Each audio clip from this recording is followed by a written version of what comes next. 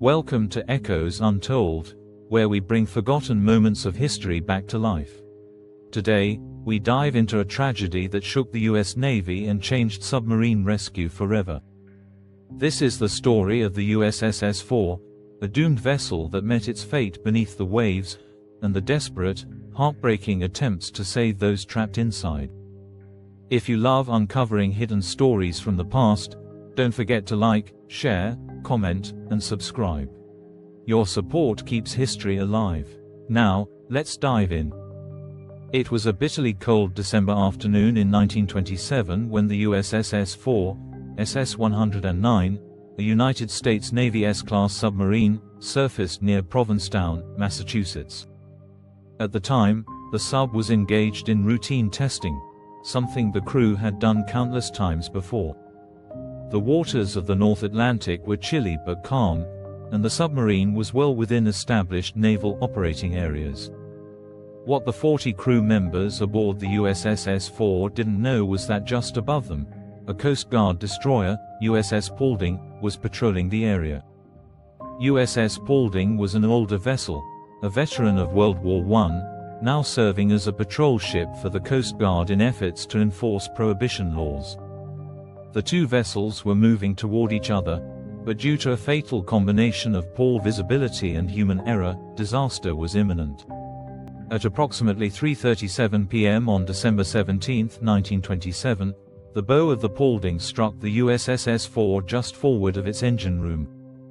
The destroyer's hull ripped into the submarine's side, puncturing a critical part of its structure. Water rushed in instantly. The impact left no time for reaction. Within minutes, the USS S-4 was swallowed by the sea, slipping beneath the waves and settling on the ocean floor, 110 feet below the surface. As the submarine sank, not all on board perished immediately. In the forward torpedo room, 6 men survived the initial flooding.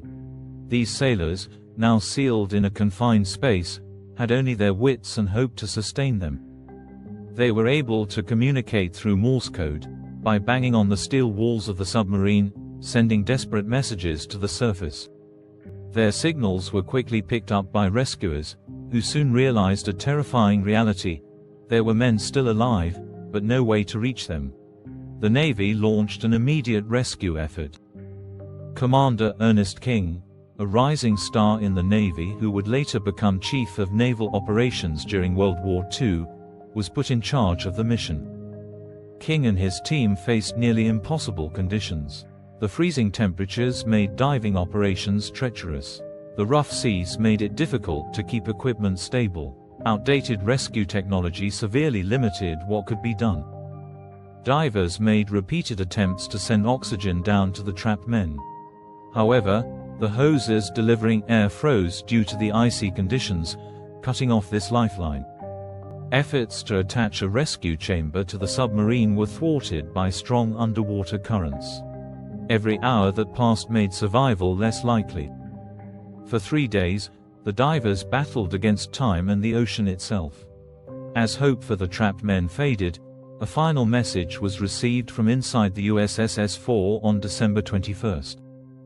The steady tapping of Morse code had slowed to a near whisper. Then, silence. The men inside had succumbed. Cold, exhaustion, and carbon dioxide poisoning had claimed their lives. The rescue mission now became a recovery operation.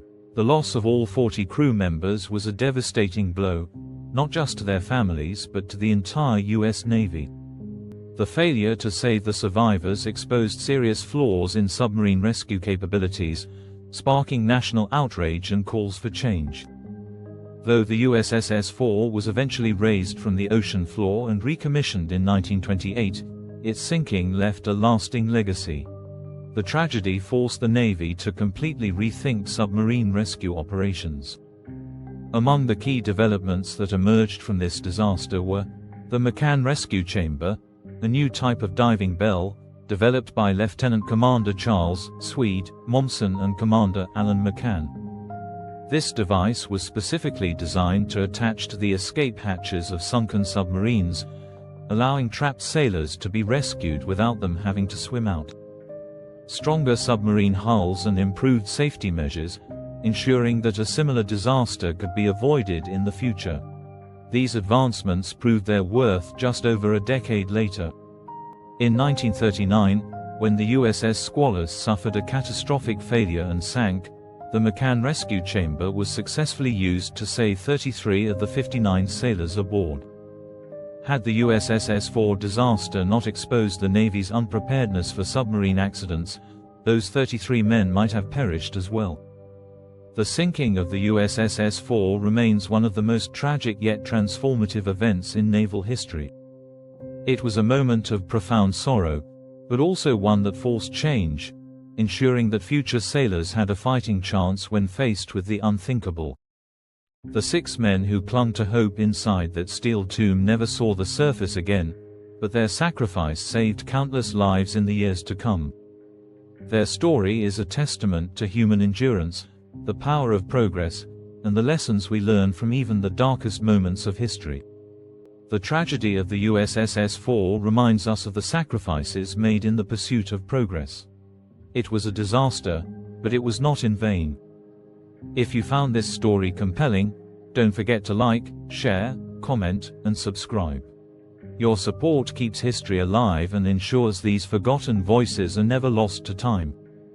Fact check note: the USS S-4 sank on December 17, 1927, after being accidentally rammed by the USS Paulding off the coast of Provincetown, Massachusetts.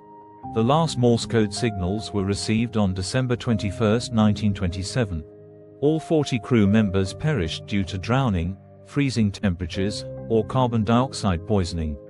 This disaster led to the development of the McCann rescue chamber, which was later successfully used to save 33 sailors from the USS Squalus in 1939. Source: U.S. Naval History and Heritage Command, www.history.navy.mil.